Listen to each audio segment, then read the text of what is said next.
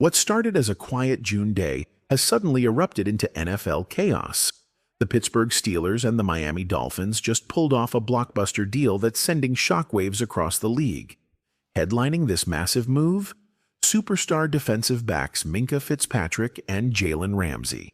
Tight end Jonnu Smith is also part of the package, along with a couple of draft picks that could shape the future of both franchises. Here's the full breakdown of the trade. Steelers receive Jalen Ramsey, Jonnu Smith, and a 2027 7th-round pick. Dolphins receive Minkah Fitzpatrick and a 2027 5th-round pick. At first, it seemed like Ramsey was simply heading to Pittsburgh. Then reports hinted at a simple pick swap. Then Minkah's name came into the mix. And just when things couldn't get any crazier, Jonnu Smith was added too. What we ended up with was a full-scale NBA-style trade on the very day NBA free agency began. Only this one belonged to the NFL, and it hit like a freight train. Now, let's talk Dallas. Cowboys fans might be wondering, what does this deal mean for us? First and foremost, Ramsey is not coming to Dallas. Honestly, that was never really in the cards. The Cowboys were never serious contenders in the Ramsey sweepstakes, mostly because of the price tag. He's a phenomenal talent, no doubt. But financially, Dallas wasn't going to take that on. And here's the real kicker. Somehow, someway, Ramsey managed to get a raise out of this deal. Yes, a player traded away for cap reasons just walked away with more money. Credit to him. That's some serious negotiating power. So let's break this down a little deeper. From what we're hearing, Ramsey not only got traded, he secured some guaranteed incentives in the deal.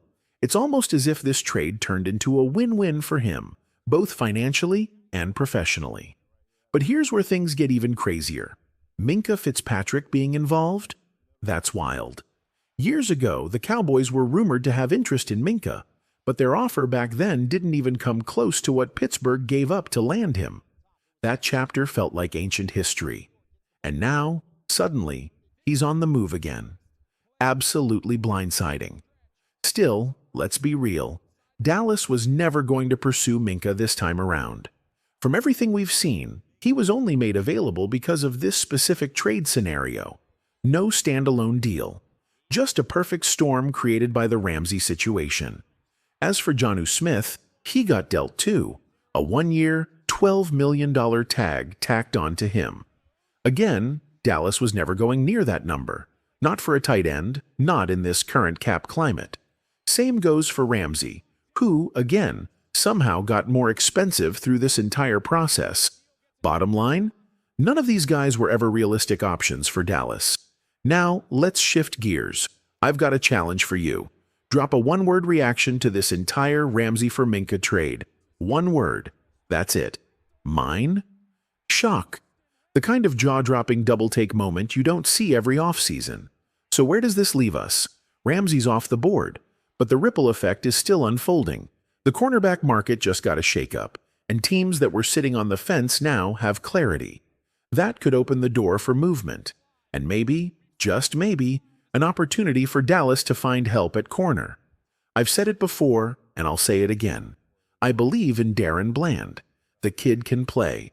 But there's no harm in adding a veteran presence, especially to start the season strong and build stability on the back end. There's real potential in Kaylee Elam. The flashes are there: talent, instincts, physical tools. ESPN even mentioned him as one of the surprise standouts to watch. But let's be honest, potential alone isn't enough when you're building a defense for Week 1. If Trevon Diggs isn't ready to go, and if Savion Redville isn't fully healthy or back to 100%, this cornerback group could be walking a tightrope. Elam is still young. A third-round rookie is going to have ups and downs. That's just the reality of the NFL. The rest of the depth chart? It's a mixed bag. Caleb Carson's is raw. Israel Mukuamu has stepped up in limited moments, but there's uncertainty. Andrew Booth, Troy Pride, Robert Rochelle, names on a roster, but none of them move the needle when you're chasing a playoff-caliber defense. This is why adding a veteran corner still makes sense. Someone who's been in the fire. Someone who can steady the ship. And it's not just Dallas that's in that position right now. Take a look around the league. The Panthers were reportedly sniffing around Ramsey. Green Bay could be in the mix too, especially after moving on from Jair Alexander. Las Vegas and Los Angeles, Rams, both have massive holes in their secondary. The Chargers are quietly on the brink of needing serious help at the position. And Miami just created a vacancy by sending Ramsey to Pittsburgh. Even Minnesota had ties to the trade rumor mill. That's 8 teams at least. But here's the catch. There aren't 8 quality veteran corners just sitting around waiting to be signed. The supply simply doesn't match the demand.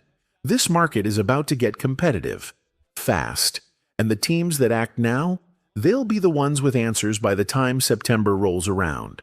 When we look at the current free agent cornerback market, one name immediately jumps off the list: Stephon Gilmore. He's a familiar face.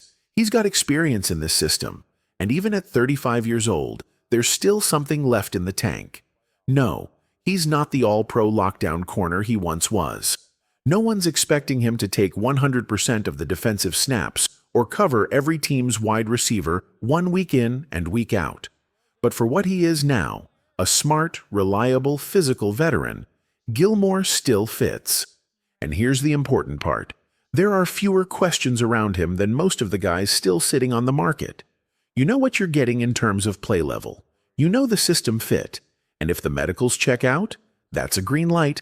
Let's not forget, Gilmore reportedly wanted to stay in Dallas last year.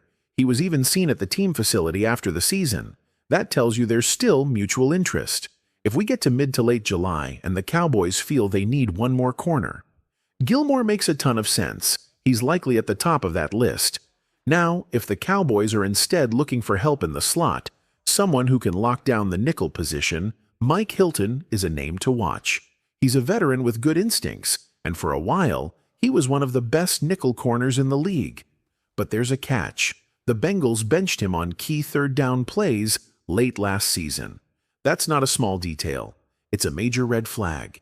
If your nickel guy isn't trusted on third downs, it raises serious questions about his ability to handle pressure moments.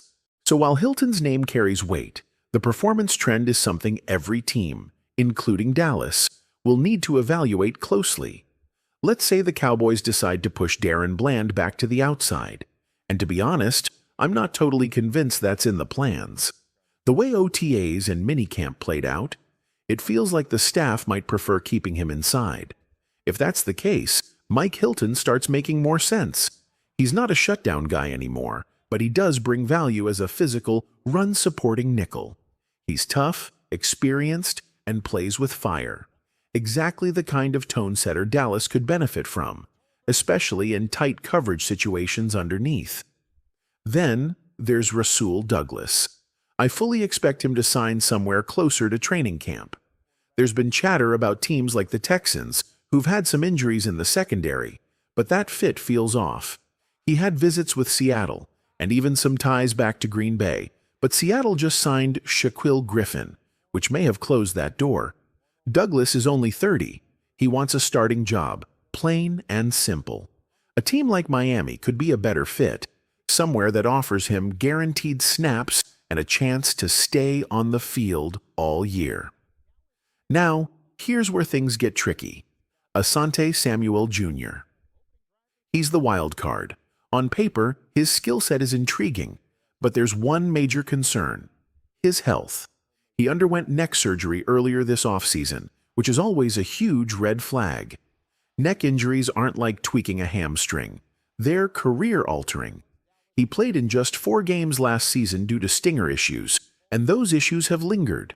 In theory, the surgery was supposed to fix the problem, but history tells us otherwise. Once a player starts dealing with serious neck or back issues, it often marks the beginning of the decline. Not many come back better. Not many even stay the same. If the Cowboys were to consider Samuel, they'd have to be 100% convinced by his medicals. And even then, it's a gamble. Add in the team's notorious focus on arm length when evaluating corners, and it becomes even less likely. But stylistically, if healthy, he'd be a fascinating fit. So let's throw it to the fans. Will the Cowboys sign a corner before Week 1? Comment below. 1 for yes, 0 for no. There are still a few more names floating out there, but truthfully, the list isn't impressive. The best of the bunch are starting to dry up. At this point, the Cowboys simply have to bring someone in. This secondary can't head into the season relying solely on upside and hope.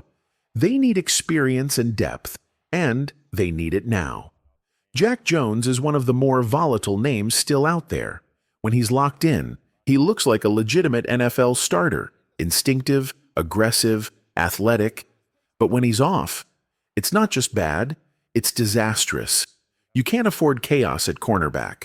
One busted coverage, one mental lapse, and you're giving up 6. That's the kind of gamble that makes defensive coordinators lose sleep. If Dallas wants more stability, Kendall Fuller should absolutely be on the radar.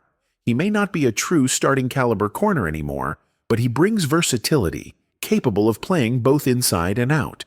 And if you're comfortable with Savion Redville and Kaylee Elam starting, but you're not sold on guys like Andrew Booth or Israel Mukwamu filling out the depth chart, Fuller as a CB4 is a smart, low-risk play.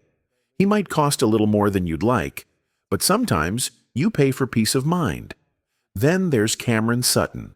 Let's be real, he struggled last year. His tape with Pittsburgh wasn't impressive, and he missed a significant chunk of the season due to off-field issues.